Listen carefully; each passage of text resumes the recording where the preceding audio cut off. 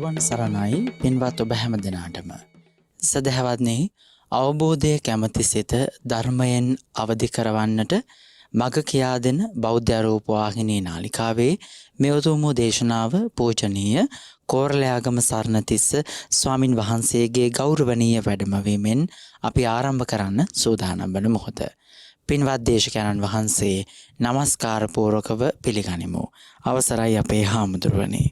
සාදු සාදු සාදු. අද මේ දේශනාවට ස්වකීය දායකත්වය ගැන කටයුතු කරන පින්වතුන් නම්ගම් වශයෙන් සඳහන් නොකලත් හැම දිනාටම ධර්මාවබෝධයේ පිණසම මේ පින්කම හේතු වේවා කියන ප්‍රාර්ථනාව ඇති කරගෙන සදහම් අසන්න සූදානම්. නමෝ තස්ස භගවතු අරහතෝ සබ්බ ධම්මේසු අප්පටිහත ඥානචාරස්ස දස බලධරස්ස චතු වේසාරජ්‍ය විසරදස්ස සබ්බ සත්තුත්තමස්ස ධම්මිස්ස රස්ස ධම්මරාජස්ස ධම්මස්සාමිස්ස තථාගතස්ස සබ්බඤුනෝ සම්මා සම්බුද්දස්ස.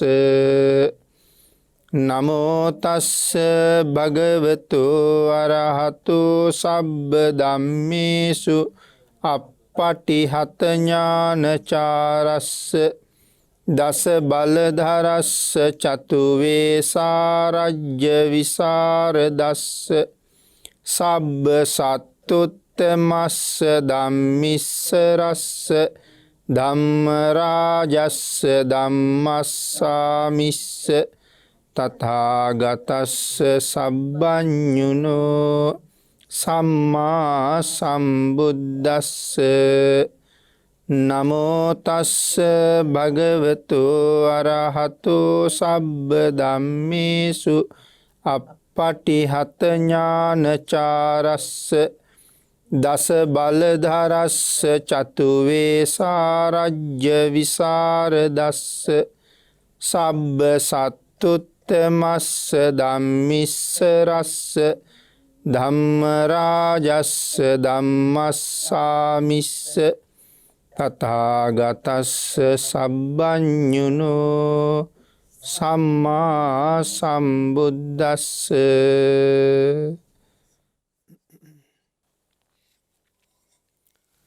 සද්ධර්ම ශ්‍රාවක කාරුණික ගුණගරුක බෞද්ධ පින්නතුනි, බොහෝම ශ්‍රද්ධාවෙන් යුක්තව මේ සදහැවත් පිරිස සැදී පැහැදී සූදානම් වෙන්නේ ලෞතුරා සම්මා සම්බුදුරජාණන් වහන්සේ විසින් ලෝක සත්වයන් පිළිබඳව අප්‍රමාණ දයාවෙන් කරුණාවෙන් මෛත්‍රියෙන් යුක්තව අවබෝධ කරගෙන දේශනා කොට වදාළ නෛර්යානික වූ ශ්‍රී සද්ධර්ම රත්නයෙන් අබමල් රේණුවකටත් වඩා අඩු බොහෝම පුංචි කොටසක් දේශනා කරවගෙන ධර්ම ගෞරවය පෙරදරි කරගෙන දේශනාගත ධර්මය ශ්‍රවණය කරන්නත් එසේ ධර්ම ශ්‍රවණය කිරීමෙන් ලැබෙන අවවාද අනුශාසනා තම තමන්ගේ ජීවිතවලට එකතු කරගෙන වඩාත් නිවැරදි මෙලව ජීවිතයක් සකස් කරගන්නත් නිවැරදි වුණ මෙලව ජීවිතයක් තුළින් සුගතිගාමී වූ පරලොව ආයති භවයකින් සැනසීමේ උතුම් පරමාර්ථයත් ඇතුවයි ධර්ම ශ්‍රවණය කරන්න සූදානම් වෙන්නේ. පින්නතුනි, අදත් අපි ධර්ම දේශනාවේදී සාකච්ඡා කරන්න බලාපොරොත්තු වෙන්නේ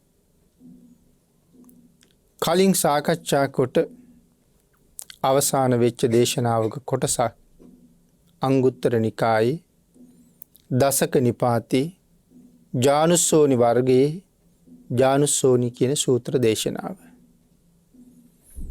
මේ සූත්‍ර දේශනාවෙන් දේශනා කීපයක් අපි මීට කලින් සිදු කරන්න යෙදුණා. ඒ සූත්‍ර දේශනාවේ තවත් එක කොටසක් හැටියට අද මේ ධර්ම දේශනාව සිදු කරනවා පින්නතුනි බුදුරජාණන් වහන්සේගෙන් මේ ජානුස්සෝනි කියන බ්‍රාහ්මණය ඇවිල්ලා ප්‍රශ්න කීපයක් ඇහුවා. ඒ අහපු ප්‍රශ්නවලට පිළිතුරු තමයි බුදුරජාණන් වහන්සේ ලබලා දීලා තියෙන්නේ. බ්‍රාහ්මණයා මුලින්ම ඇහුවේ ස්වාමීනි අපි දන් පිළි අරගෙන මියගිය ඥාතීන්ට පින් අනුමෝදන් කරාම පින් ලැබෙනවද කියන කාරණාව. බුදුරජාණන් වහන්සේ දේශනා කළේ ස්ථානයේදී ලැබෙනවා අස්ථානයේදී නොලැබෙනවා. ස්ථාන අස්ථාන මොනවද කියලා බ්‍රාහ්මණයට දක්වනකොට බුදුරජාණන් වහන්සේ ඒ කරුණු ටික මනාව පැහැදිලි කරපු හැටි අපි කලින් දේශනාවල් වල පැහැදිලි කරන්නට යෙදුණා. ඉන් පස්සේ බ්‍රාහ්මණයා අහනවා ස්වාමීනි භාග්‍යතුන් වහන්සේ පරලොව ගිය අපේ ඥාති මිත්‍රයෙක් මේ පින ගන්න නොපැමිණියොත් දානය පරිභෝග කරන්නේ කවුද කියලා. ඒ පින ලබන්නේ කවුද කියලා. බුදුරජාණන් වහන්සේ දේශනා කළා බ්‍රාහ්මණය පරලෝකීය ඥාතියෝ එතනට පැමිණෙනවා. පැමිණිලා අනුමෝදන් කරන පින ඒ අය ලබනවා කියලා. බ්‍රාහ්මණය බලාපොරොත්තු වෙන්න ඇත්තේ නමක් කියලා පින් දුන්නහම ඒ අය පින් ගත්තේ නැත්තම් ඒ පිනට මොකද වෙන්නේ කියලා. නමුත් පින්නතුනි අනාදිමත් කාලයක් සංසාරේ අපේ නමින් මරණයට පත්වෙච්ච අය මෙච්චරයි මෙපමණයි කියලා සීමාවක් නැහැ. පින් ගන්න පුළුවන් අය තමන්ගේ ඥාතීන් දිහා විශේෂයෙන් බලනවා. මොකද ඒ අයට වෙන පින් දෙන්න කෙනෙක් නැති නිසා. බිම්බිසාර මහරජුරුවන්ගේ ඥාති ප්‍රේතයින් පින් හොයාගෙන ආපු හැටි පැහැදිලි කරපු දේශනාවල් වලින් අපිට ඒ කාරණා මනාව පැහැදිලි වෙනවා. බුද්ධාන්තර ගණනාවක්ම තමන්ගේ ඥාතියෙක් හොයාගෙන පින් ගන්න ආපු හැටි. ඒ නිසා මේ දීර්ඝ සංසාරේ කොයි තරම් මේ සසර අපි ඉපදුනාද මැරුණද අම්මා තාත්තා සහෝදර සහෝදරියෝ ගුරුවරු ඥාති හිත මිත්‍රයෝ මොන තරම් මරණයට පත් වෙලා පින් බලාපොරොත්තු තැන්වල ඇද්ද.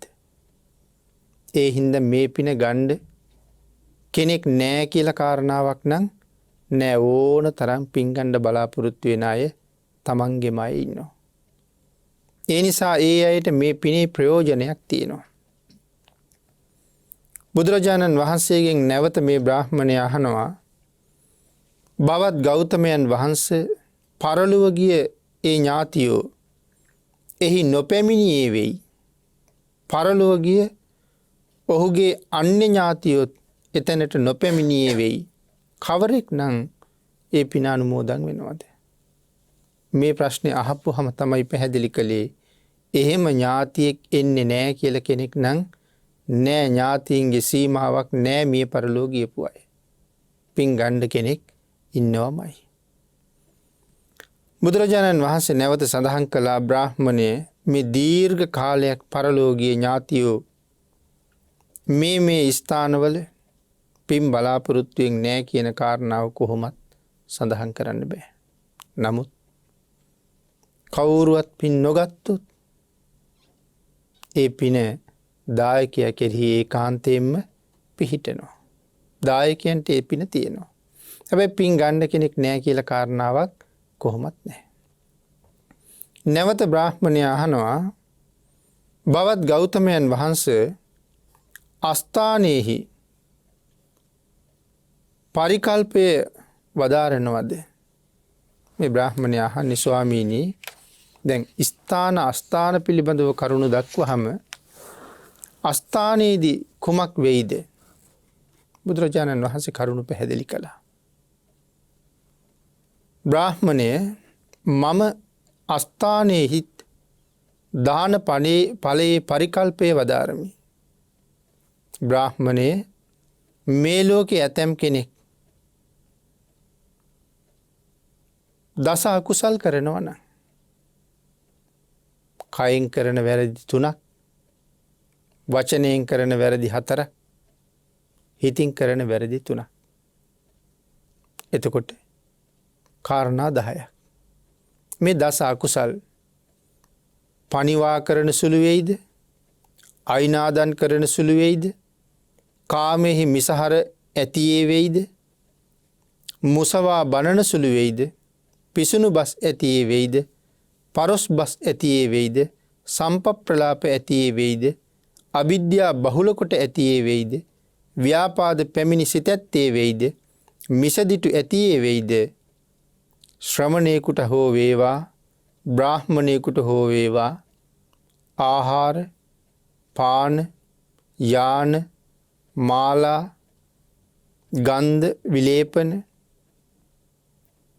ආවාස, ප්‍රදීප උපකරණ මේ ආදී නොයෙක් දේවල් පූජා කරලා සඳහන් කළා කාබුන් මරණින් මතු ඇතුන්ගේ සහවාසයට එළඹෙයි.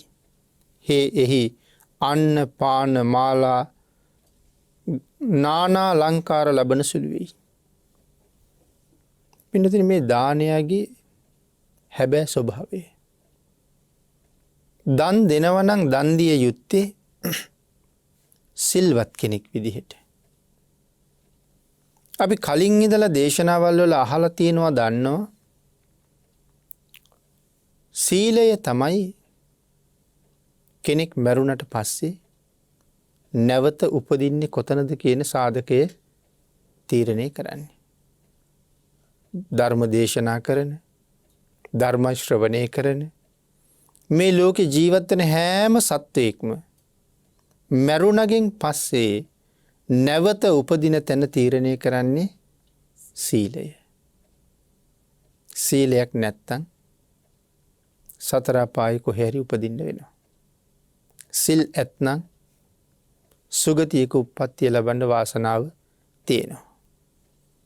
හැම කෙනෙක්ම මේ කාරණාව සසරට බයයි නම් විශේෂයෙන් මතක තබා ගත යුතු කාරණාවක්. මරණය කවදා සිද්ධ වෙයිද? කොතන සිද්ධ වෙයිද? කොහොම සිද්ධ වෙයිද කියන කාරණාව අපි දන්නේ. හෙටට අනිද්දට මාසයකට අවුරුද්දකට සිල් ගුණ පුරණ එක කල් තිබ්බට අපි ඊට කලින් මැරෙන්න පුළුවන්. එහෙම සිල් නැතුව මැරුණොත් හදිසියේ මට කොතන උපදින්න වෙයිද කියන ප්‍රශ්නෙට උත්තරෙත් හදාගෙනම තමයි ඉන්න වෙන්නේ. ඒ හින්දා මේ සීලය උපදින තැන තීරණය කරනවා. ඊළඟට පින්නතුනේ දාණය ඉපදුනාට පස්සේ ලැබෙන්නේ මොනවද කියන කාරණාව තීරණය කරනවා. ඒ කාරණාව තමයි භාග්‍යතුන් වහන්සේ මේ දේශනා කරන්නේ. මුලින් දේශනා කළා මිය ගිය අයට කොහොමද පින් ලැබෙන්නේ? කොහොම අයට කොතන ඉන්න අයටද පින් ලැබෙන්නේ? ස්ථාන අස්ථාන දෙක මනවින් දක්වලා දැන් සඳහන් කරන්නේ දන් දෙන දායකයා ගැන. යම් පුද්ගලයෙක් දානයක් දෙනවා නම් නමුත් ඒ පුද්ගලයා දස අකුසලයෙන් යුක්තයි නම් ඔහුට උපදින තැන බොහෝ වෙලාවට තීරණය වෙන්නේ තිරිසන් ලෝකේ. සාමාන්‍ය දන් නෙමේ ලක්ෂ ගණන් කෝටි ගණන් වියදම් කරලා මහ දන් දෙනවා. නමුත් දස අකුසලයෙන් යුක්තයි. කාය සංවරය නැහැ, වාක් සංවරය නැහැ, මනෝ සංවරය නැහැ. ඒ දස අකුසලයෙන් යුක්ත නිසා සඳහන් කළා ඇතුන්ගේ සහවාසයට එළඹෙයි. මැරිලා තිරිසන් ලෝකේ කොහාටද යනවා කීවි? ඇත්තු වෙලා ඉපදෙනවා. ඇත්තු වෙලා ඉපදුනහම හොඳට ආහාර ලැබෙනවා. හොඳට පාන වර්ග ලැබෙනවා. මාලා නානා ලංකාර ලබන සුළු වෙයි. අපි මෙතන ඇත්තු කියලා කීවට අපි ওই කැලෑවේ දකින්න ඇත්තු ගැන නෙමෙයි මේ කතා කරන්නේ. රජ්ජුරුවන්ගේ මංගල හස්තීන් වාගේ අය. කොහොම හිටියා කියලා සඳහන් කරනවද සමහර තැන්වල. රජ්ජුරුවන්ගේ මංගල හස්තිය. ඒ මංගල හස්තියා වෙනුවෙන් බිමට පාවා ඩෙලලා විශේෂ කුටියක ඇත් ගාලේ විශේෂ තැනක බිම හොඳට සකස් කරලායි තියෙන්නේ. සඳහන් කරනවා උඩින් උඩුවියන් බැඳලා තිබුණේ සුවඳ මල් වලින් කියලා. මල් වලින් වියන් බැඳලා තියෙන්නේ. ඊළඟට මෙතන සඳහන් කරනවා ආහාර පානවල කිසිම අඩුවක් කිසිම හිගයක් නැහැ. ඊටාම ප්‍රණීත පළතුරු වගේ දේවල් ආහාරයට හම්බ වෙනවා. සමහර කෙනෙක් පොල් කඳන්, තල් කඳන්, කිතුල් කඳන් උලා කනකොට මේ ඇයට බොහොම ප්‍රණීත පළතුරු ಜಾති හම්බ වෙනවා. බොහොම වටිනා ආහාර හම්බ වෙනවා. පිරිසිදු පාන වර්ග හම්බ වෙනවා. කැමති විදිහට හම්බ වෙනවා. ඊළඟට සඳහන් කළා මාලා නානා අලංකාර නොයෙක් අලංකාරයන්ගෙන් සැරසෙනවා. පිටතින් හිතලා බලන්නකෝ. ඇතෙකුට ඇඳුමක් මහන්න ගියහම අපේ ඇඳුමක් වගේද? සමහර ලක්ෂ ගාණක් වෙනවා ඇඳුම මහලා ඉවර වෙනකොට. හිරු එළියේ වැටෙනකොට දිලිසෙන්න. විදුලි එළියේ පහන් එළියේ වැටෙනකොට දිලිසෙන්න. ඊටාම වටින වස්ත්‍ර, සතාගේ ඇඟට උණුසුම නොදැනෙන වස්ත්‍ර, ශරීරයට අපහසුයක් නැතුව ඒ වස්ත්‍ර සකස් කරනවා සමහර වෙලාවට. වස්ත්‍ර පිළිබඳව කතා කරාම අපි අඳින වස්ත්‍රයකත් ඒ තරම් ලොකු සුවයක් නෑ සමහර වස්ත්‍රවල. ඊටාම මිලෙන් අධික එහෙම වස්ත්‍ර තියෙනවා. දැන් සාමාන්‍ය අපි අඳින වස්ත්‍රවල තියෙනවා හොඳ පිටක් සහ කන පිටක් කියලා දෙපැත්තක්. අපි හැම වෙලාවෙම මේ කන පිට කියන පැත්ත ඇතුළට අඳිනවා. හැබැයි අර පිටට පේන මතු පිට තියෙන මෘදු සුමුදු බව ඇතුළට නෑ. ඒ කියන්නේ බලන කෙනාට ලස්සනට තියෙනවා, දරාපු කෙනාට කයට ඒ තරම් ලොකු පහසුවක් ඒ වස්ත්‍රේ නෑ. නමුත් මේ හස්තීන්ට ඇතුළ පිට දෙකම ඊටාම හොඳ පහසු වස්ත්‍ර තමයි බොහෝ වෙලාවට සකසලා තියෙන්නේ. දලවලට රත්තරන් කොපු යොදලා, බෙල්ලට සුවඳ මල් මාල දාලා, තවත් නොඑක් ආකාරයෙන් අලංකාර කරලා බොහොම සැපසේ හැදෙන වැඩෙන පවතින ජීවිතයක් තියෙන ඇත්තු වෙලා ඉපදෙනවා කියලා දේශනා කළා. ඒ කොහොම දන් දීපු අයද? ඊටාම උසස් විදිහට ලක්ෂ ගණන් කෝටි ගණන් වියදම් කරලා මනාව දන් දීලා තියෙනවා. නමුත් තිරිසන් ලෝකෙට ගියේ මොන හේතුව හින්දාද? දානය සම්පූර්ණ කරනවා, සීලය සම්පූර්ණ නැහැ. එහෙනම් සිල් නැතුව දන් දීමේ එක ප්‍රතිඵලයක් හැටියට මේක සඳහන් කළා. ඊළඟට බුදුරජාණන් වහන්සේ නැවත සඳහන් කළා බ්‍රාහ්මණය මේ ලෝකේ යම් කෙනෙක් දස අකුසලයෙන් යුක්ත නම් මුලින් සඳහන් කළා වගේම කයෙන් වචනයෙන් සිතෙන් අකුසල් රැස් කරනවා නම් එහෙම අකුසල් කර කර ඉන්න ඔහු මරණින් මතු හස්තීන්ගේ සහවාසයට එළඹෙයි. යම් කරුණකින් මහණෙකුට වෙයි, බමුණෙකුට වෙයි, අන්න පාන වස්ත්‍ර යානා මාලා ගන්ධ විලේපන ආදී මේ දස දාන වස්තුවෙන් සංග්‍රහ කරලා නොඑක් ආකාරයේ පුද පූජාවල් කරලා මරණින් පස්සේ නානා අලංකාර ලබන සුළු වෙයි. ආයතනයක් සඳහන් කරනවා හස්තීන්ගේ සහවාසයට එළඹෙනවා. මනාව සැප සම්පත් භුක්ති විඳිනවා. එහි කිසිම අඩුවක් නැහැ. දානයාගේ ඵලය මෙසේ අඩුයි හිගයි බාලයි කියලා කියන කාරණාවක් නැහැ. එතකොට දානය කියන ධර්මතාවයේ සිල් ඇතුව සම්පූර්ණ කළත් සිල් නැතුව සම්පූර්ණ කළත් පාඩුවක් නම් වෙලා නැහැ. දානය නිසා පාඩුවක් වෙලා නැහැ. තිරිසන් වෙලා ඉපදුනත් හොඳට ආහාර පාන ආදී අවශ්‍ය සියල්ල සම්පූර්ණයි. සිල් ඇතත් නැතත් දන් දිය යුතුයි කියන කාරණාව මෙතන සඳහන් කළා. තිරිසනෙක් වෙලා ඉපදුනත් ඒ ජීවිතෙත් ආහාර පාන ආදී නොඑක් දේවල් වලින් හිගයක් නම් හිගයක් නන්නේ.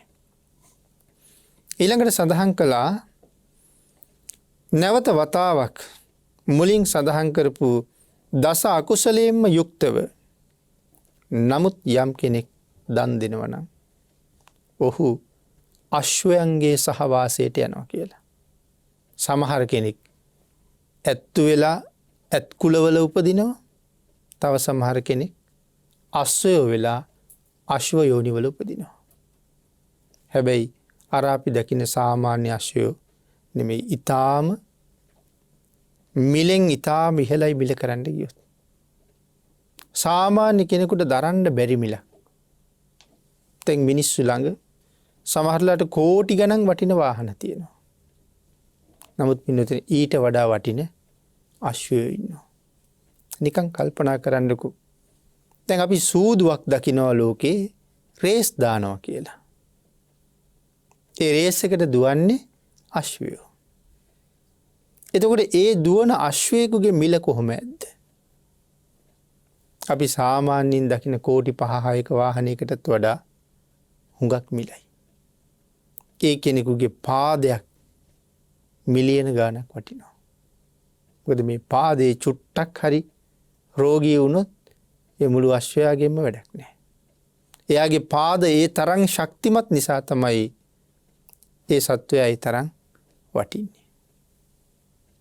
නමුත් ඒගොල්ලන්ට මොන තරම් සැප පහසුකම් ඇතුව ජීවත් වෙනවද? ආහාර පාන වල අඩුවක් නැහැ. බේත් හේත් වල අඩුවක් නැහැ. වෛද්‍ය පරීක්ෂණ වල නිමක් නැහැ.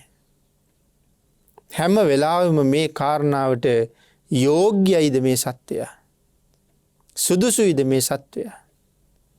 අද මේ රේස් එකට යොදන්න ගැළපෙනවද මේ සත්වයා?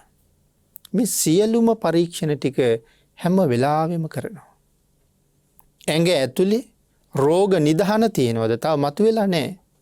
නමුත් අනාගතයේ මතුවෙන්නේ නිදහනයක් තියෙනවා නම් රෝග නිදහනයක්. ඒක එතනම විනාශ කරලා දානවා. මොකද ඒ තරම්ම සතා වටින නිසා. වායු සමීකරණය කරපු කාමරවල තමයි ඒ අය ජීවත් වෙන්නේ.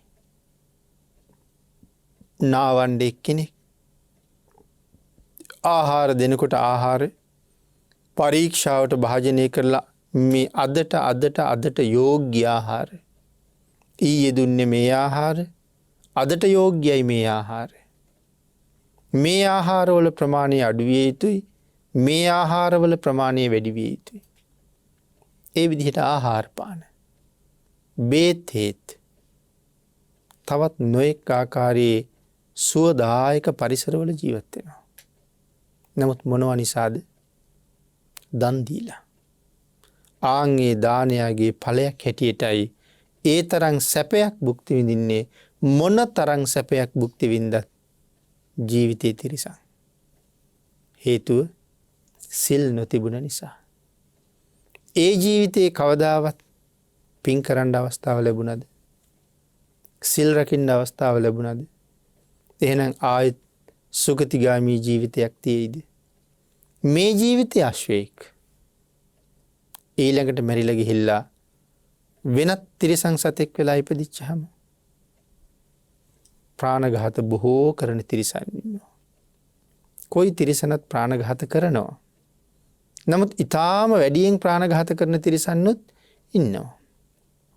රිලෙවෙක් වඳුරෙක් වුණත් සමහර වෙලාවට අපි හිතන්නේ ගහක තියෙන ගෙඩියක් දැල්ලක් කාලා බොහොම අහිංසක විදිහට ජීවත් වෙන අය කියලා. ප්‍රාණඝාත කරන්නෙම නැහැ කියලා. ඒ වුණාට තමන්ගේ ඇඟේ ඉන්න මැක්කෙක්වත් අතාරින්නේ නැහැ. කහලා තෝරලා බේරලා අරගෙන කටේ තියලා හපන එක තමයි කරන්නේ. ඉතින් එහෙමනම් ප්‍රාණඝාතයෙන් වැළකීලා නැහැ. ඒ නිසා තිරිසන් අපායට වැටුනොත් ඒක ඊටාම දුක්සහගතයි. එයින් නිදහස් වෙනවා කියන එක පරම දුක්ඛිත තත්ත්වයක්. සරියුත් මහරහතන් වහන්සේ එක බ්‍රාහ්මණයෙකුගෙන් අහපුවාම බ්‍රාහ්මණේ මරණයෙන් පස්සේ නිරයට ගිහිල්ලා උපදින්න කැමතිද? එහෙම නැත්නම් තිරිසන් ලෝකේ උපදින්න කැමතිද? බ්‍රාහ්මණයා සඳහන් කළේ ස්වාමීනි නිරයේ උපදිනවට වඩා තිරිසන් ලෝකේ හොඳයි කියලා. ඊළඟට බ්‍රාහ්මණයාගෙන් ඇහුවේ තිරිසනෙක් වෙලා උපදින එකද හොඳ? ප්‍රේතෙක් වෙලා උපදින එකද හොඳ? ස්වාමීනි භාග්‍යතුන් වහන්සේ තිරිසනෙක් වෙනවට වඩා ප්‍රේතෙක් වෙන එක හොඳයි කිව්වා. ඒ තිරිසනෙක් වෙනවට වඩා ප්‍රේතෙක් වෙන එක හොඳ? පින්නතුනි අපි පින් දුන්නාම කවදාවත් තිරිසන්නුන්ට පින් ගන්න බෑ. මේ සූත්‍රයේ මුල් කොටසේ අපි ඒ ගැන සාකච්ඡා කළා. නමුත් පින් ගන්න පුළුවන් ස්ථානයක් තියෙනවා නම් තියෙන්නේ මේ ප්‍රේතයන් අතරයි. ප්‍රේතයෙකුට පින් ගන්න හරි පුළුවන්, තිරිසනෙකුට එහෙමවත් බෑ. එහෙනම් දැන් මේ තරම් සැප වින්දත් ඇත්තු වෙලත් අස්සයෝ වෙලත් ඉන්නේ තිරිසන් ලෝකේ. ඊළඟට මේ බ්‍රාහ්මණයා නැවත බුදුරජාණන් වහන්සේගෙන් අහනවා, භාග්‍යතුන් වහන්සේ පැහැදිලි කරනවා, බමුණ යම් කරුණකින් මෙලව දස අකුසල් සිද්ධ කරලා සුනකයන්ගේ සහවාසයට එළඹෙයි. යම් කරුණකින් ඔහු මහණෙකුට වේවා බමුණෙකුට වේවා ආහාර පාන ආදී මේ මුලින් සඳහන් කරපු දාන වස්තුන්ගෙන් සංග්‍රහ කරලා කොහෙද උපදින්නේ? සුනකයන්ගේ සහවාසයට යනවා. තවත් සමහර අය කොටසක් ඇත්තුන්ගේ සහවාසයට ගියා, කොටසක් අශ්වයන්ගේ සහවාසයට ගියා, සමහරු සුනකයන්ගේ සහවාසයට යනවා. සුනකයෝ වෙලා ඉපදෙනවා. දැන් අපි සුනකයෝ ගැන සඳහන් කරාම මානේන මක්කටෝ හෝති අතිමානේන කුක්කුටෝ. මානය තියෙන අය වඳුරෝ වෙලා ඉපදෙනවා. දැඩි මානයක් තියෙන අය සුනකයෝ වෙලා ඉපදෙනවා. අතිමානේන කුක්කුටෝ. එතකොට සුනක ලෝකේ ඉපදෙන්න ඒක එක හේතුවක්. අපි අපූර්ව කාරණාවක් පැහැදිලි කළා මේ දේශනා මාලාවේ මුලින්. නැවත වතාවක් සිහිපත් කළොත් මේ කාරණාවට ආපු නිසා සුනීද සහ වත්සකාර කියලා බ්‍රාහ්මණයෝ දෙන්නෙක් හිටියා. මේ දෙන්නම බොහෝම හොඳට දන් දෙන අය. එක දවසක් මහා කච්චායන මහරහතන් වහන්සේ ගිජ්ජකූට පර්වතයෙන් බැහැගෙන එනවා. පහළට වඩිනවා දැකපු වත්සකාර කියන බමුණා සඳහන් කළා හරියට නිකන් කුදු වෙච්ච වඳුරෙක් බහිනවා වගේ කියලා. කාටද මේ කීවේ? සතර මහා තෙරවරුන්ගෙන් එක්කෙනෙක් වුණ මහා කච්චායන මහරහතන් වහන්සේට. ගුණයේ සීමාව මෙපමණයි කියලා කියන්න බැරි තරම්. බැරි තරම් නෙමෙයි අපිට සීමාවක් දක්වන්නම බෑ. අර සෝරෙය්‍ය කියන බමුණා උන්වහන්සේ පිළිබඳව රාගසිතක් උපදව ගත්ත ගමන් බ්‍රාහ්මණයට මොකද වුනේ? ස්ත්‍රියක් වුණා. එතකොට මේ සිතුවිලි මාත්‍රයෙන් ඒ තරම් පරිවර්තනයක් වෙන්න මොන තරම් සීලාදී තේජසක් තිබුණද? බුදුරජාණන් වහන්සේ ළඟට කාරණාව සැලවුණා මහා කච්චායනයන් වහන්සේට වඳුරෙක් වගේ කිව්වා කියලා. බුදුරජාණන් වහන්සේ සඳහන් කළා වත්සකාර ගිහිල්ලා කච්චායනයන් වහන්සේගෙන් සමාව ඉල්ලුවේ නැත්තම් වචනෙට ඔහුටත් වඳුරෙක් වෙලාම ඉපදෙන්න වෙනවා කියලා. නමුත් පුදුම මාන්නක්කාරයි. ආන්ගේ හින්දා සමාව ඉල්ලුවේ නැහැ. හැබැයි අපිට වඩා වත්සකාර හොඳයි කියලා හිතෙනවා. බුදුරජාණන් වහන්සේ යම් වචනයක් දේශනා කළොත් එය වෙනවමයි කියන කාරණාව පිළිබඳව වත්සකාරට පූර්ණ විශ්වාසයක් තියෙනවා. මෙය කළොත් මෙහෙම වෙනවා කියලා බුදුරජාණන් වහන්සේ දේශනා කළා නම් එහි කිසි වෙනසක් නැහැ කියන එක වත්සකාර හොද්දටම දන්නවා. ඒ වුණාට අපි සමහරලාට එහෙම හිතන්නේ නැහැ. ප්‍රාණඝාත කරන්න එපා නිරයට යනවා කියලා බුදුරජාණන් වහන්සේ දේශනා කරලා තියෙනකොට මේ තරම් පළවෙනි ශික්ෂාපදයේ උල්ලංඝනය කරන අය කොයි තරම් ඉන්නවද බෞද්ධයෝ අතර? අන් අය ගැන කතා කරන්න අවශ්‍ය නැහැනේ. බුදුරජාණන් වහන්සේගේ සිව්වණක් පිරිසේ යයි කියා ගන්න අය අතර ප්‍රාණඝාත කරන අයගේ සීමාවක් නැහැ. එහෙනම් ඒ වචනේ අපි විශ්වාස කරන්නේ නැති එක. නමුත් වත්සකාර දන්නවා ශ්‍රී මුඛයෙන් දේශනා වුණොත් දේශනා වුණාමයි මං වඳුරෙක් වෙනවමයි සමාව ගත්තේ නැත්තම්. ඒ වුණාට පින්නතුනි මානය තවත් එහා. ඒ නිසා තමන්ගේ ශ්‍රාවකයන්ට තමන්ගේ සේවකයන්ට කියනවා මේ ගිජ්ජකූටේ හැම තැනම පළතුරු අවන්න කියලා. හැම තැනම පළතුරු අවලා ආරක්ෂාවට හමුදාව යොදනවා. කාටවත් පළතුරු කඩන්න දෙන්නේ. ඇයි මම මැරිලා වඳුරෙක් වෙනවා. මට කණ්ඩ තමයි මේ පළතුරු වවන්නේ. බලන්න මානය කොච්චරද කියලා. මානේන මක්කට හෝති. මානක්කාරයා වඳුරෙක් වෙලා ඉපදෙනවා. ඊටත් වඩා දැඩි මානයෙන් යුක්තන සුනකය වෙලා ඉපදෙනවා. එතකොට මේ සඳහන් කරන්නේ එහෙම සුනකයෝ ගැන නෙමෙයි. මොකද එහෙම සුනකයෝ ඕන තරම් ඉන්නවා. ඔය පාරවල් වල අපි යනකොට ඕන තරම් ඉන්නවා. හැබැයි මානයේ තියෙන බව තවත් පේනවද කොහෙද? බලන්නකො සමහරලාට අපි යනකොට ඔය ප්‍රධාන පාරවල් වල ඕන තරම් සුනකයෝ නිදි. නමුත් වේගෙන් එන වාහනයක් සමහර කෙනෙක් නම් කර්මය ගැන හිතන්නේ නැති හින්දා යට කරගෙනම යනවා. තව කෙනෙක් කොච්චර හදිසියට යනවා. ඈත ඉඳලා නලාව නාද කරගෙන එනවා. සුනකයා නෙමෙයි නැගිටින්නේ.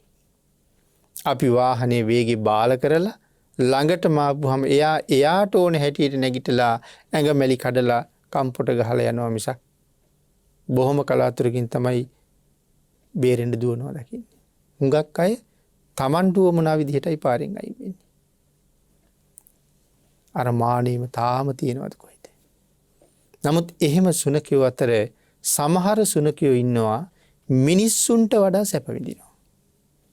සමහර ගෙවල් වල කොයි තරම් සැප විඳින සුනකයෝ ඉන්නවද? ඒ ගෙදර ඉන්න සේවකයන්ට එච්චර සැප නැහැනේ. ඒ අයට ලෙඩක් දුකක් හැදුනහම සමහරලාට බෙහෙත් ටිකක්වත් ගෙනල්ලා දෙන්නේ නැහැ. කීයක් හරි අතට දීලා එක්ක බස් එකේ ගිහිල්ලා බෙහෙත් අරගෙන එන්න ඕනේ. නැත්තම් බෙහෙත් ටික අරගෙන ගෙදර යන්න ඕනේ සනීප වෙලා ආපහු එන්න. නමුත් සමහර සුනකයන්ට ඊටාම වටින වාහන තියෙන්නේ. ඒක ගෙදර අය පාවිච්චි කරන්නේ නැහැ. ඒක සුනකයාටමයි තියෙන්නේ. රියදුරෙකුත් ඉන්නවා. එහෙම වාහනයක ගෙනහිල්ලා බෙහෙත් ගෙනල්ලා නාවලා සූපත් කරලා බෙහෙත් ගල්වලා මොන තරම් සැප සහිත ජීවිත තියෙනවද? සමහරලාට සේවකයාට වියදම් කරන්නේ යම් පඩියක්ද දවසකට මාසෙකට සුනකයාට වියදම් කරනවා ඒ වගේ 2ක් 3ක් විතර. ඒ විදිහේ සැප විඳින සුනකයෝ ඉන්නවා. මේ මොන වගේ ප්‍රතිඵලද? මේ තමයි දානයගේ ප්‍රතිඵල. එහෙමනම් භාග්‍යතුන් වහන්සේ දේශනා කරනවා ජානුස්සෝනි මේ ලෝකේ සමහර මිනිස්සු දස අකුසල් කර නමුත් බොහොම වියදම් කරලා හොඳට දන් දෙනවා ශ්‍රමණ බ්‍රාහ්මණීට. ඔවුන්ට ඒකෙන් කුසලයක් ලැබෙනවා. ඒ කුසලයේ ප්‍රතිඵලයක් හැටියට සුනකයෝ වෙලා උප්පත්තිය ලැබෙනවා.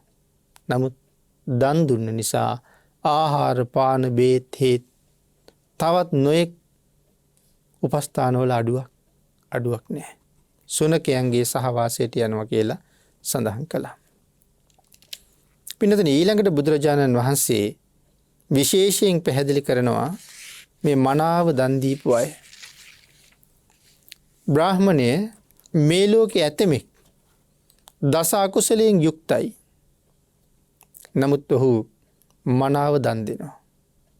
මනාව දන් දීපු මේ පුද්ගලයා තවත් උප්පත්තිය ලබන තැන් විශේෂයෙන් සඳහන් කරනවා. මේ දස අකුසලයෙන් යුක්ත මේ පුද්ගලයා යම් දවසක සම්පප්‍රලාපයෙන් වැළකෙනවා නම් සමහර මිනිස්සු දස අකුසලයේ මතම පිහිටලා මුළු ජීවිත කාලෙම කටයුතු කරනවා. අන්තිම කාලෙවත් ජීවිතේ සීලයක් සමාදන් වෙච්ච දවසක් නැහැ. කෙනෙක් සිල් ගන්න යමු කියලා කිව්වොත් ඒකටත් නොයේක් තර්ක ඉදිරිපත් කරනවා. සමහර අය කියනවා සිල් ගන්න ගියාට කවුද සිල් ගන්නේ? කවුරු ගාවද සිල් තියෙන්නේ?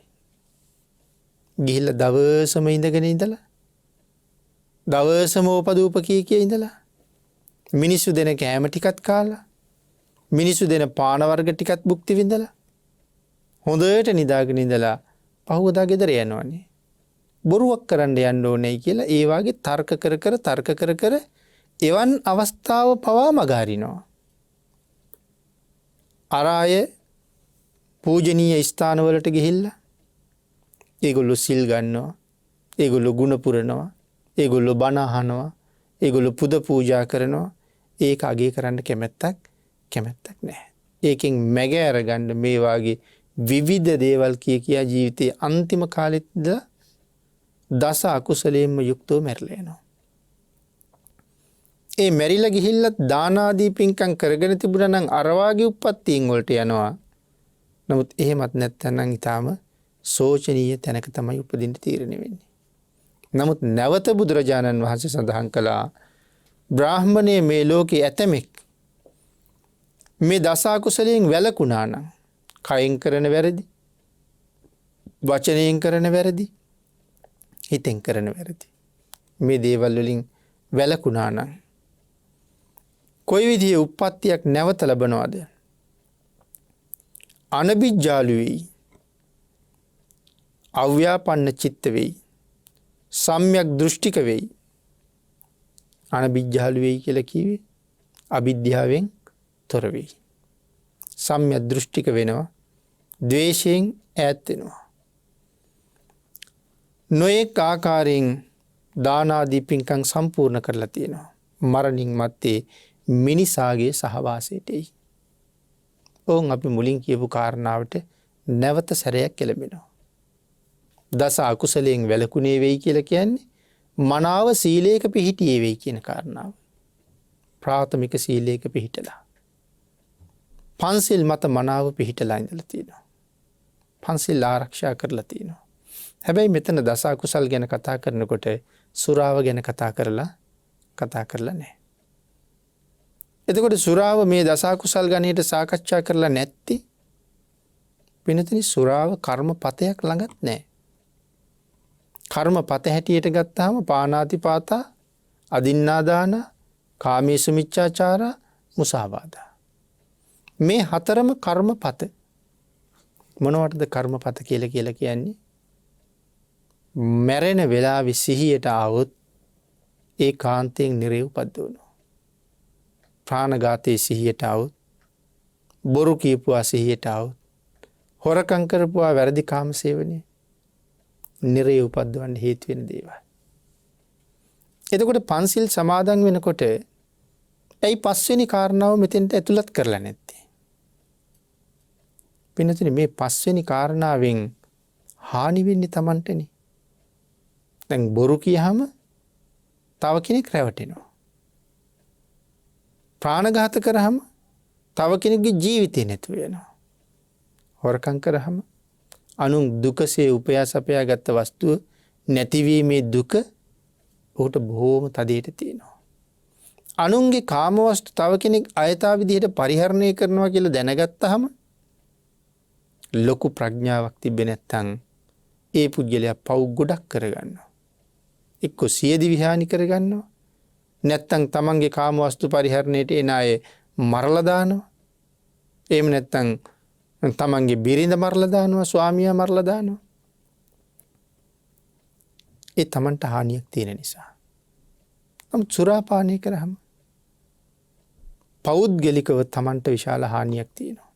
අනුන්ටත් එකෙන් හානියක් වෙනවා. තමන්ට තමයි ලොකුම පාඩුව. අන්න ඒක නිසා සුරාපානයේ කර්ම පත ගණයට එකතු කරලා නැහැ. ඔක එක හේතුවක් විතරයි. හැබැයි මේ සිල්පදේ හඳුන්වන්නේ මහා සිල්පදේ කියලා. මේ සිල්පද පහේ මහා සිල්පදේ. ඇයි ඒකට මහා සිල්පදේ කියලා කියන්නේ? කර්ම පතත් නොවෙනවන. සුරාවෙන් මත් වෙච්ච පුජ්‍යලයා අර කියපු කර්මපත හතරම කරනවා. සිහියෙන් හිටපු දවසට කරන්නේ නැති දේවල් ඔක්කොම කරනවා මත් වෙච්ච නිසා. ඒ හින්දා උට ලොකු පාඩුවක් වෙනවා. ඊළඟට නිරේවල් වල ඉපදිලා ආපහු මනුස්ස ලෝකෙට කොයි යම්ම කාලෙක හරි ආවහම සමහරලට අපි මේ ලෝකේ දකිනවා මන්දගාමී, මන්ද බුද්ධික, උම්මත්තක කියලා කොටස් තුනක්. මේ තත්වයට පත් වෙන්නේ ඇයි? මේ සුරාවේ ප්‍රතිඵලයක් නිසා. එතකොට සුරාව කියලා කියහම මත් කුඩු, මත් පෙති, මත් වතුර, මත් වෙන්න කරන ආලේපන, මේ සියලුම දේවල් මේ ගණයට අයිති.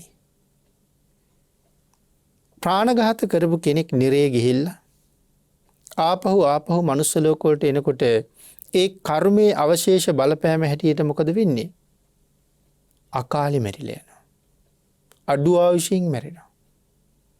නමුත් අවුරුදු 10ක්, අවුරුදු 20ක් සත්පුරුෂයෙක් ඇසුරු කරන්න ලැබුණොත් ඒ ජීවත් වෙච්ච කාල සීමාව තුළ ලොකු ප්‍රයෝජනයක් තමන්ගේ ජීවිතයට එකතු කරගන්නවා. ඒ කාලය තුළ දන් දෙනවා, ඒ කාලය තුළ සිල් ආරක්ෂා කරනවා, ඒ කාලය තුළ භාවනා කරනවා. අවුරුදු 30කින් විතර මැරිලා යනවා. නමුත් පින්නතනේ උම්මත්තකෙක් වෙලා ඉපදිලා බුදුරජාණන් වහන්සේගේ සිරිපා ධාතුව මුල අවුරුදු 100ක් ජීවත් වුණත් ඒ පුජ්‍යලයට පළක් වෙනවද? එයාට කිසි ප්‍රයෝජනයක් නැහැ.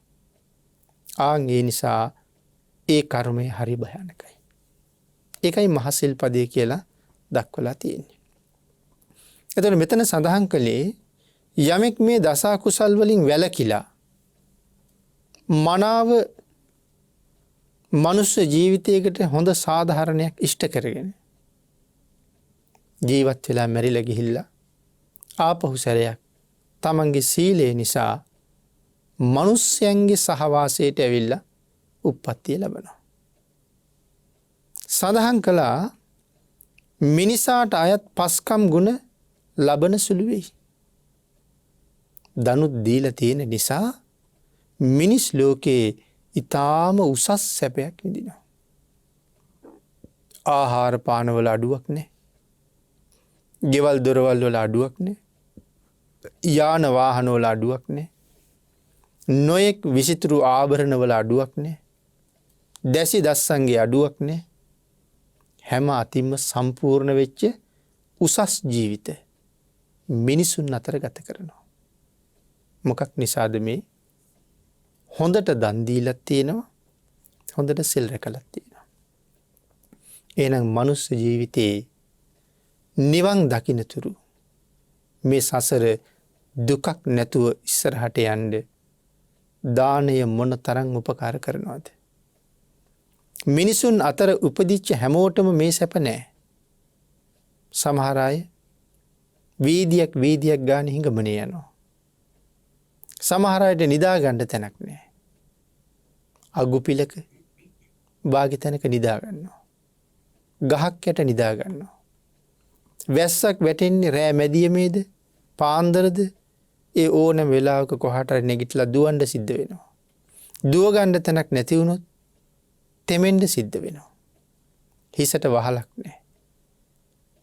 ලැබුණ ආහාර ටික පිරිසිදු අනුභව කරන්න හැටියක් නැහැ. නමුත් මිනිස්සු වෙලා ඉපදිලා ඔය කීවට වඩා නන් ආකාරයේ දුක් විඳින අය අපි මිනිස්සු අතර දකිනවා. මොනම හේතුවක් නිසා හෝ මනුස්ස ජීවිතයක් ලැබලා තිනවා පෙර කුසල ධර්මයක් එක්ක. හැබැයි දන් දීලා නැති නිසා අතපාන ජීවිතයක් තමයි තියෙන්නේ. ලෙඩක් දුකක් හැදිලා බේත් හේත් නැතුව සමහරලාට අතපය වළංගු නැතුව ගිහිල්ලා තුවාල හැදිලා කුණු වෙලා පණුව හැදිලා මැරිලා යනවා. එහෙම ජීවිත ඕන තරම් අපි දකිනවා. ඒ නිසා දානය කොතෙන්ටත් හරි වටිනවා. ඊළඟට බුදුරජාණන් වහන්සේ දේශනා කළා යම් හේකින් මෙලොව යමෙක් මේ දස කුසලයෙන් වැළකුණා නම් මනුස්ස ලෝකේ උප්පත්තිය ලැබලා මිනිසුන්ට අයත් පස්කම් ගුණ ලබන සුළු වෙයි. මනා පංචකාමයකින් සැපවත් ජීවිතයක් ගත කරනවා. ඊළඟට සඳහන් කරා බ්‍රාහ්මණය මේ ලෝකේ තවත් කෙනෙක් මේ දස කුසලයෙන් වැළකීලා මරණින් මත්තේ දෙවියන්ගේ සහවාසයට පැමිණි. දෙවියන් සතු පස්කම් ගුණේ ලබයි. තව කෙනෙක් මැරිලා දෙවියන් අතර උපදිනවා. කෙනෙක් මිනිසුන් අතරට එනකොට තව කෙනෙක් දෙවියන් අතරට යනවා. හැබැයි දෙවියන් අතරත් ඊටාම උසස් දිව්‍යමය කාමයක් භුක්ති විඳිනවා. කරගත්ත කුසල් වල හැටියට මනුස්ස ලෝකේ දුප්පත් පෝසත් ભેදයක් තියෙනවා වගේම දෙවියන් අතරත් එහෙම්මම තියෙනවා. දුප්පත් දෙවියෝ කියලා කොටසක් නැහැ. සමහර දෙවියන්ට වඩා සමහර දෙවියෝ ඊටාම මහේසාක්‍යයි. ඊටාම උසස් විදිහේ සැප විඳිනවා. ඉතින් එහෙම හිතාම නම් ආපහු දුප්පත් කියලා කියන්න පුළුවන්. අල්පේසාක්‍ය සහ මහේසාක්‍ය කියලා වචන දෙකක් අපි පාවිච්චි කරනවා. නමුත් මෙතන සඳහන් කරනවා දිව්‍ය ලෝකෙට ගිහිල්ලා දෙවියන් සතු පස්කම් ගුණය ඊටාම ඉහළින් ලබනවා. ඒ මනුස්ස ලෝකෙ සිලුත් රැකලා තියෙනවා. හොඳට දනුත් දීලා තියෙනවා. ඊළඟට සඳහන් කළා බ්‍රාහ්මණය යම් හේකින් මේ ලෝකේ ඇතමෙක් පණිවායෙන් වැළකෙයිද ආදී වශයෙන් පිළිතුරේ දස අකුසලයෙන්ම වැළකෙයිද කියන කාරණාව සිහිපත් කරනවා. එහෙම සිහිපත් කරලා සඳහන් කරනවා එහෙම ජීවත් වෙච්ච කෙනෙක් දෙවියන්ට හිමි පස්කම් ගුණ ලබන්නේ වෙයි. බ්‍රාහ්මණය දායකද අනිෂ්ඵල වේ. එහෙම සඳහන් කළේ මෙහෙම ඉපදුනත් ඒගොල්ලන්ටත් අනික් කෙනෙක් දෙන පින් ලැබෙන්නේ නැහැ. මිනිස් ලෝකෙත් කෙනෙක් මැරිලා ගිහිල්ලා මිනිහෙක් වෙලා ඉපදුනොත් අපි ඔහු වෙනුවෙන් පින්කම් කරලා පින් දුන්නට පින් ලැබෙන්නේ නැහැ. දෙවියෙක් වෙලා ඉපදුනාට ඒ දෙවියටත් අපි දෙන පින් ලැබෙන්නේ නැහැ. එහෙමනම් ඒ මනුස්ස ලෝකෙත් දිව්‍ය ලෝකෙත් අස්ථාන හැටියටම තමයි දක්වලා තියෙන්නේ. හේතුව ලැබෙන්නේ නැති මුල් දේශනාව අපි පැහැදිලි කළා බලාපොරොත්තු නැති නිසා. මගේ නෑදෑයෝ පින් දෙනවා ඇති. එහෙම බලාපොරොත්තුවක් නැහැ. සමහර වෙලාවට මේ බණ අහන ඔබේ ළඟ අසල්වැසි ගෙදරක වේවා ඔබේම නිවසේ වේවා. ඔබේම නමින් අවුරුදු 30-40කට කලින් මරණයට පත්වෙච්ච කිරි අම්මා වෙනුවෙන් කරන පින්කමට බොහෝම වෙහෙසිලා මහන්සි වෙලා උදව් කරනවා, වියදම් කරනවා, යෙදෙනවා. සමහරලාට ඒ අවුරුදු 30-40කට කලින් මැරුණ කිරි අම්මා ඔබම වෙන්න පුළුවන්. ඒ ගෙදරම ඉපදිලා. නමුත් කිසිම විශ්වාසයක් කල්පනාවක් නැහැ මේ පෙර භවයේ මැරුණ මේ ගෙදර කිරි අම්මා වෙනුවෙන් කරන පින්කම ඇය මමයි මේ පින මටයි කියලා කල්පනාවක් කොහොමත් නැති නිසා ඒ පින අපිට හම්බෙන්නේ නැහැ. දෙවියන්ටත් එහෙමමයි. හැබැයි දෙවියන්ට පින් ලැබෙන ක්‍රමයක් මහා පරිනිර්වාණ සූත්‍රයේ දේශනා කරලා තිබුණ හැටි අපි වෙනම සාකච්ඡා කළා මේ දේශනා මාලාවේ මුල. දැන් මෙතන දෙවියන් වෙලා ඉපදුනහම පින් ලැබෙන්නේ නැහැ කියහම මිත්‍යා දෘෂ්ටියකට කෙනෙක් එළඹෙන්න පුළුවන්නේ. එහෙනම් මොකටද අපි පින්කම් කරලා දෙවියන්ට පින් දෙන්නේ කියන ප්‍රශ්නෙට? ඒකට උත්තරයක් වෙනම අපි සාකච්ඡා කරලා තියෙනවා. ඊළඟට සඳහන් කරනවා මේ බ්‍රාහ්මණයා ස්වාමීනි භාග්‍යතුන් වහන්සේ ආශ්චර්යයි. පින්වත් ගෞතමයන් වහන්සේ අద్භූතයි. බවත් ගෞතමයන් වහන්සේ යම් දානේ කියලා දායකද අනිෂ්ඵල වේ. දන් දීම නිසිමයි. ශ්‍රද්ධා කිරීම නිසිමයි. ස්වාමීනි ශ්‍රේෂ්ඨයි. ස්වාමීනි ආශ්චර්යයි. ස්වාමීනි අద్භූතයි. සිල් ඇතුවත් සිල් නැතුවත් දන් දෙන එක මේ ලෝකේ ශ්‍රේෂ්ඨමයි. එහෙම දන් දීලා සිල් නැතත් තිරිසන් වෙලා ඉපදුනත් ආහාර පාන ආදී සැපේ අඩුවක් නැහැ. බ්‍රාහ්මණයා බොහොම පැහැදෙනවා බුදුරජාණන් වහන්සේ පිළිබඳව. ශ්‍රද්ධාව අත්‍යවශ්‍යමයි ස්වාමීනි. ශ්‍රද්ධාව නිසිමයි.